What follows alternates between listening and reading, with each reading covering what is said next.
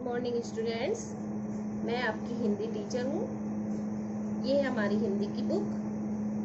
बच्चों, आप सब फर्स्ट क्लास पास करके सेकंड में आ गए हैं और आज हम अपनी हिंदी की जो नई बुक है वो हम रीड करने जा रहे हैं, जिसका चैप्टर फर्स्ट है विनती। विनती मीन्स प्रेयर। बच्चों, इस चैप्टर में बच्चे दिखाए गए हैं जो कि भगवान से विनती कर रहे हैं, ईश्वर से विनती कर रहे हैं, प्रेयर कर रहे हैं। इस चैप्टर में ईश्वर की महिमा को बताया गया है। बच्चों, इस संसार के निर्माता भगवान हैं, जिन्होंने इस संसार को बनाया है। सारे काम ईश्वर के हाथ में ही हैं, यानी जितनी भी प्राकृतिक चीजें हैं वो सभी भगवान ने बनाई हैं, और जितनी भी आधुनिक चीजें हैं वो सब मनुष्य ने बनाई हैं। प्राकृतिक चीजें जैसे सूर्य है, चांद है, जल की धारा यानी नदी वगैरह हैं, झरने हैं, तालाब हैं, कुएं हैं, ये सब भगवान ने बनाया है। और इसके अलावा साथ ही साथ हम ये भी कह सकते हैं धरती, आसमान, पौधे, पेड़ पौधे, फूल वगैरह, ये सब भगवान ने ही बनाए हैं। और यहाँ तक कि मनुष्य को भी भगवान ने ही बनाया है। तो ये सब चीजें भगवान ने बनाई है, और वो भगवान हमसे चाहते हैं कि हम प्रकृति से सदैव जुड़े रहें। और बच्चे भी प्रार्थना कर रहे हैं भगवान से कि भगवान आप ही ने हमको बनाया है और आपने ही ये सब पूरा जगत बनाया है, जिसके कारण हम भी इस पृथ्वी पर रह रहे हैं। अब हम अपनी पोयम को रीड करने जा रहे हैं। पोयम है विनती। ईश्वर तुमने सूर्य बनाया, जो अंधियारा दूर भगाता। प्रभु तुमने चंदा चमकाया, स्वयं जागता हमें सुलाता। बच्चे कह रहे हैं कि हे ईश्वर, तुमने सूर्य बनाया है जो अंधियारे को दूर भगाता है। यानी जब सूरज जी आ जाते हैं, सूर्य सुबह उग जाता है, तो अंधियारा अपने आप ही दूर भाग जाता है और सारी जगह उजाला ही उजाला हो जाता है, यानी दिन निकल आता है। प्रभु तुमने चंदा चमकाया, स्वयं जागता हमें सुलाता। प्रभु तुमने चंदा भी चमकाया है, यानी जब रात हो जाती है और चंदा जी आ जाते हैं तो वो स्वयं जागते हैं और हमें सुला देते हैं, यानी रात को हम सो जाते हैं और दिन हो जाता है तो हम उठ जाते हैं। यानी दोनों ही, सूर्य और चांद दोनों ही भगवान ने बनाए हैं। तुमने जल की धार बहाई, हमसे कहती बढ़ते जाओ। यानी तुमने ही, यानी ईश्वर ने ही जल की धार बहाई है, यानी नदी वगैरह उन्होंने ही बनाई है। हमसे कहती बढ़ते जाओ, और नदी आगे बढ़ती जाती है और हमें क्या संदेश देती है नदी कि आगे ही बढ़ते जाओ तुम भी। जैसे कि मैं आगे बढ़ रही हूँ वैसे तुम भी आगे बढ़ते जाओ, बच्चों से कह रही है नदी, है ना। झरझर स्वर में झरना गाता, कभी ना तुम मन में घबराओ। जो झरना है वो झरझर स्वर में गाता है, यानी झरना जब बहता है तो उससे कौन सी आवाज आती है? झरझर की आवाज निकलती है।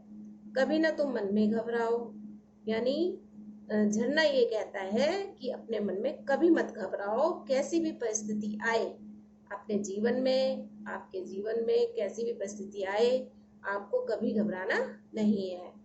यानी कभी भी बुरी परिस्थितियों में, बुरे समय में हमें उस समय का सामना करना चाहिए, संकट का सामना करना चाहिए, कभी घबराना नहीं चाहिए।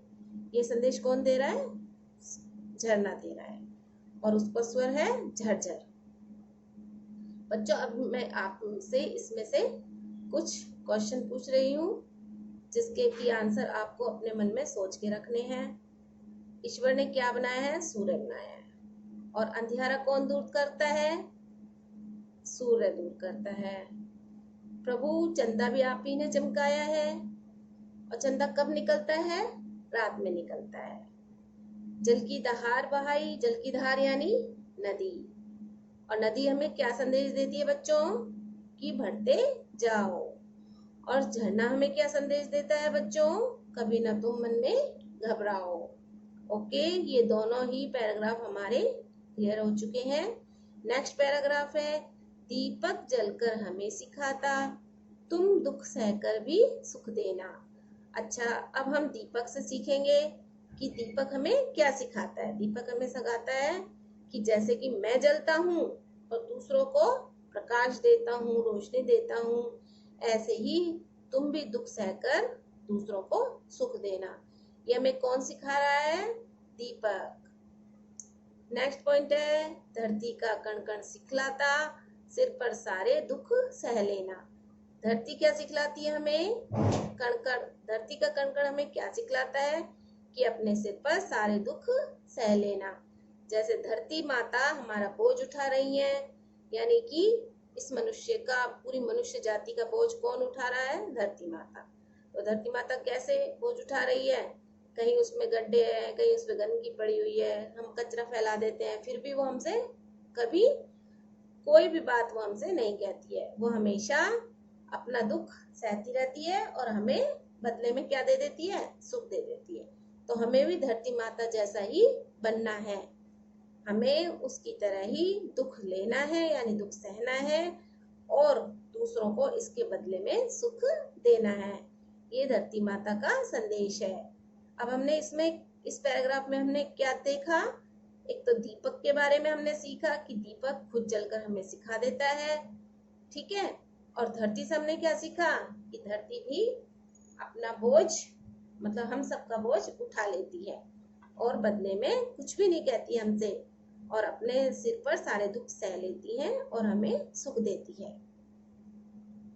नेक्स्ट पैराग्राफ है, हम इस धरती पर रहते धरती माँ की संतान बने। कि हम इस धरती पर रहते हैं और इस धरती माँ की संतान बने, यानी अच्छे संतान बने, उसको कभी भी गंदा ना करें, पेड़ पौधे लगाएं और अपनी धरती को हरा भरा रखें। अब धरती पर क्या मिलता है? जहाँ जाओ वहीं गंदगी मिलती है, और हम सड़क पर कचरा फेंक देते हैं, गंदगी फैला देते हैं, नदी नाले नहर सब गंदी हो रही है। तो हमें क्या करना है? उनको साफ सफाई से रखना है, ताकि हम आने वाली पीढ़ियों को कुछ अच्छा दे सकें। हे प्रभु, हम पर दया करो, हम भी अच्छे इंसान बने। और हे प्रभु, हम पर दया करो कि हम अच्छे इंसान बने, क्योंकि आजकल इस समय में बहुत कम जो लोग होते हैं जो कि अच्छे इंसान होते हैं। तो हमको उनकी तरह ही अच्छे इंसान बनना है। जैसे कि हमें दूसरों को सुख देना चाहिए, दूसरों को सम्मान देना चाहिए, आदर देना चाहिए और अच्छे इंसान बनना चाहिए।